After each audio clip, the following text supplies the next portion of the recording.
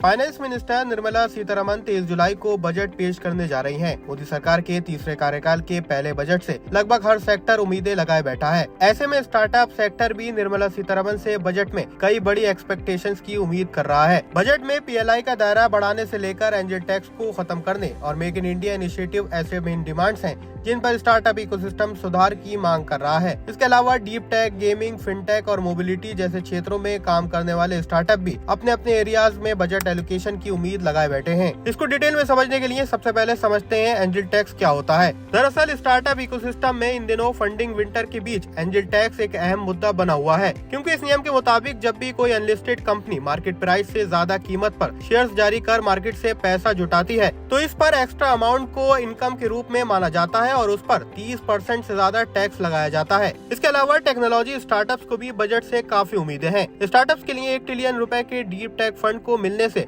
इस सेक्टर में तेजी बढ़ेगी। इससे डीप टेक और AI स्टार्टअप में निवेश के साथ ही रिसर्च में अगर निवेश बढ़ेगा तो भारतीय टेक स्टार्टअप्स को काफी फायदा होने की उम्मीद है। इंडिया चाइना के बाद दुनिया में दूसरी सबसे बड़ी गेमिंग इंडस्ट्री है। इस इंडस्ट्री पर हाल ही में 28% GST लगाया था, जिससे ये इंडस्ट्री काफी जूझ रही है। ऐसे में एनिमेशन से लेकर गेमिंग स्टार्टअप इस बजट से अलग तरीके से एलोकेशन की उम्मीद लगाए बैठे हैं। इनके अलावा इलेक्ट्रिक मोबिलिटी मैन्युफैक्चरिंग में भी इन्वॉल्व कंपनीज फेम 3 के लिए 10,000 करोड़ के एलोकेशन से आस लगाए बैठे हैं। साथ ही सब्सिडी और रजिस्ट्रेशन टैक्स में रियायत मिलने से EV इंडस्ट्री को काफी फायदा होने की उम्मीद है। इस बजट में आप कौन से बड़े बदलाव की उम्मीद कर रहे हैं, हमें कमेंट सेक्शन में जरूर बताएं और ऐसी इन्फॉर्मेटिव वीडियोस के लिए पैसा लाइव को लाइक और सब्सक्राइब जरूर करें। For exclusive and insightful videos, subscribe to our new channel ABP Live Premium.